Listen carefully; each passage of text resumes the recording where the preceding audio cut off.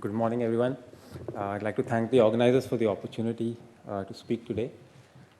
The chairman of the session mentioned, it's been a nightmare or words to that effect. So I believe in nightmares. You wake up in the middle of the night, very terrified and sweating. So that hasn't happened yet. So I wouldn't say it's been a nightmare, but it's been challenging. And I'd just like to share some of our experiences with you. So the first question everyone asks is, why did you start with brinjal or eggplant? And it turns out that, of course, it's a crop where BT genes can play a really beneficial role. That's the simple answer. That it's affected by a pest called the fruit and shoot borer, a monophagous pest, unlike the bollworms. And it's extremely susceptible to Cryvan AC. So that was a very good reason to start. The other reason is, of course, the situation in the field. So there are about 1.5 million brinjal farmers in India, much smaller farming group when compared to cotton. But they face a huge problem with this particular pest. Losses are very high, as put on the slide. And it has been documented in Eastern India and Bangladesh that farmers do spray exorbitant amounts of pesticides. So 70 sprays is not uncommon.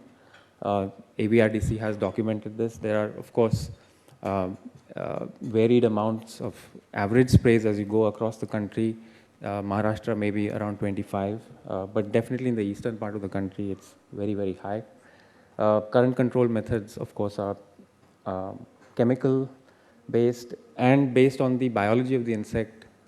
There's a very, very small window of control where the larvae are killed directly when they emerge from the plants. And so farmers do spray indiscriminately just to keep things under control. And given that the sprays are happening every other day or daily, there is no recommended waiting period followed, and that reaches you and I in the markets with residue levels above recommended minimum levels. So the other aspect is there is no known germplasm available to breeders that is resistant to this pest, and that is why we chose to work on it.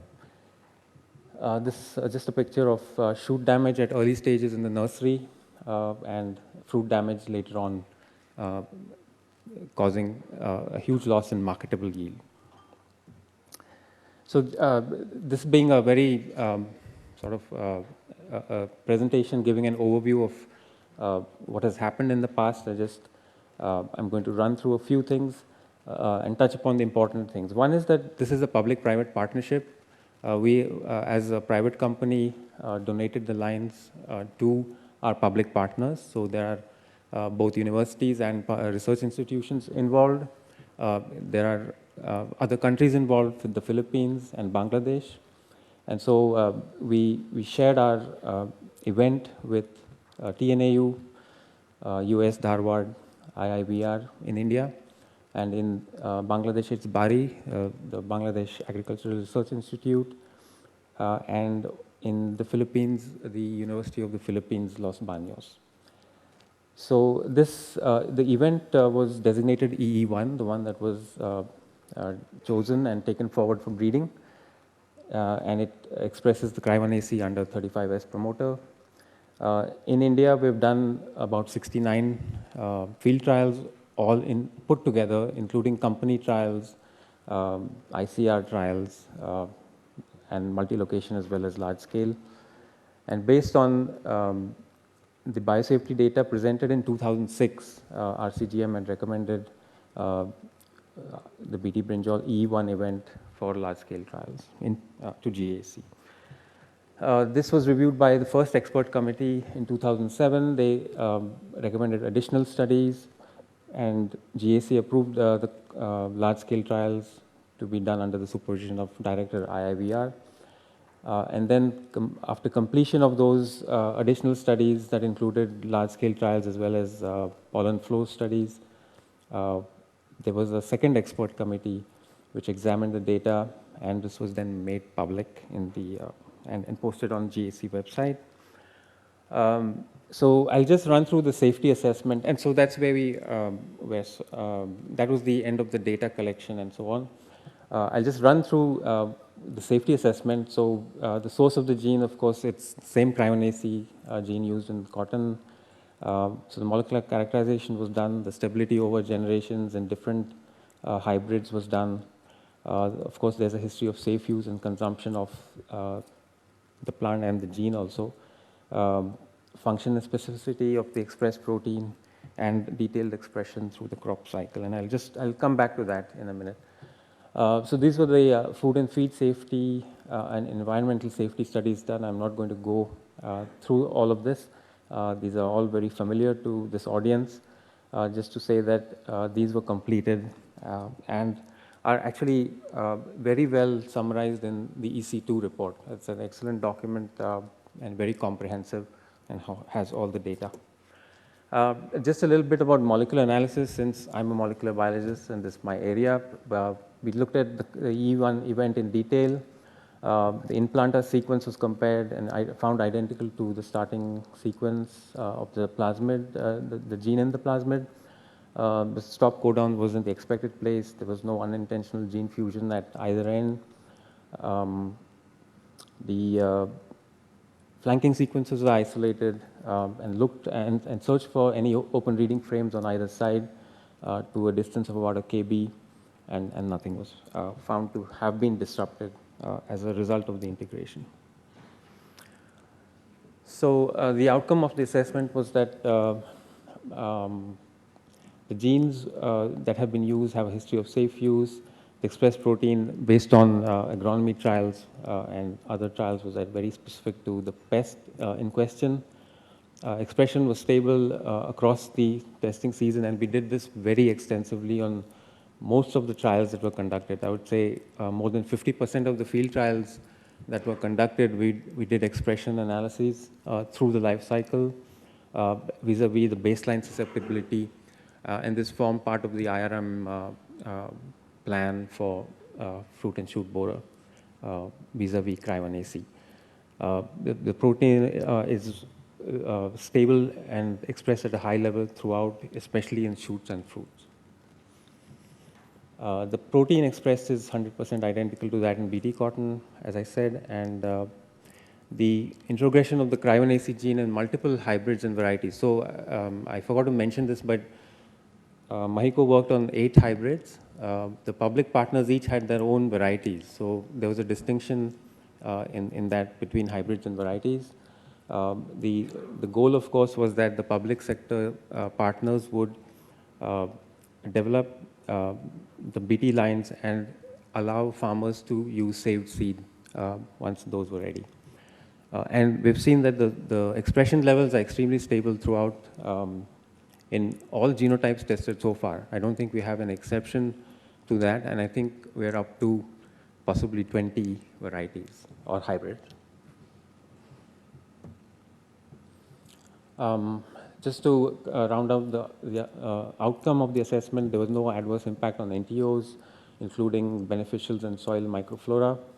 There was a crossability study done, and the only wild relative that showed ability to cross when used as a male was Solanum incanum. The other wild species did not form either, did not fertilize or did not give rise to viable seed. The protein is, of course, very well studied, and it's non-allergenic, rapidly degrades in SGF, and of course the other part of it is the economic benefits, which I'll come to in a minute. So these are the hybrids that MAHAYCO worked on. There are 8 shown here, and they're very market specific, state specific, based on local preferences. And we started out with 8 of these hybrids, which are shown in this picture, and we completed the analysis for 7 of these. So there was 1 hybrid which is still not at the same stage as the others. And I'll be happy to talk about the hybrids later on, but not during the talk. So the benefits to the farmers, can be summarized in this slide. We found that in our studies, we had a gain of 20,000 rupees per acre approximately. And if you translate that at current market value, it's about 2,000 crores benefit to the nation, the farmers put together. If you, just to convert that number, that's about $1 million is 6 crores right now, 6.5 crores. The main reasons for this benefit is twofold. One is the reduction in sprays for FSB. So there's a clear 70% reduction in our trials.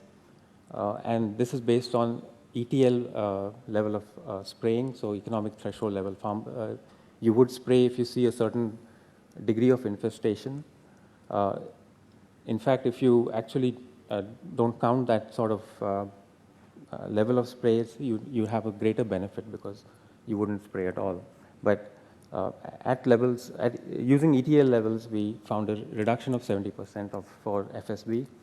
And the concomitant increase in marketable yield was dramatic. So it's over 100% taken for all the trials put together. And that's where the actual economic benefit comes. So I'm going to run very quickly through the rest of the slides. They're sort of just going through the chronology to give an idea of the time we've spent on this. We started back in 2000 at our labs in Jalna to start transformation on one of our hybrid parent lines, and went through greenhouse evaluation for 2 years, and then started the pollen flow studies. I should remind you that these studies were all done under the guidelines existing at the time, so not the current guidelines, and we followed the MLT, LST protocols that were prevalent at the time. So following the pollen flow, then the tox and safety studies began, and also the multi-location trials. So I'll just pick out a few things. One was the chemical fingerprinting. So we did looking at alkaloids in brinjal, whether there's any change in some of the major alkaloids. This was done at IICT, Hyderabad, and crossability studies I mentioned. We did two years of large-scale trials and pollen flow trials near the end of the sequence, followed by a detailed composition analysis in 2009, looking at about 60 parameters between BT and its conventional counterpart. Just a picture show the one of the pollen flows done in 2007, 8, and 8, 9. This is a 92-acre trial. So we were asked to do this at 6 locations, but we were not able to find land for doing this. And as you can imagine, finding 92 acres of contiguous land is difficult. So just to give an idea, it's a 300-meter distance from the central plot of BT brinjal, having a morphological character of spiny leaf, which is dominant, and then surrounding blocks of non-BT, which are not spiny.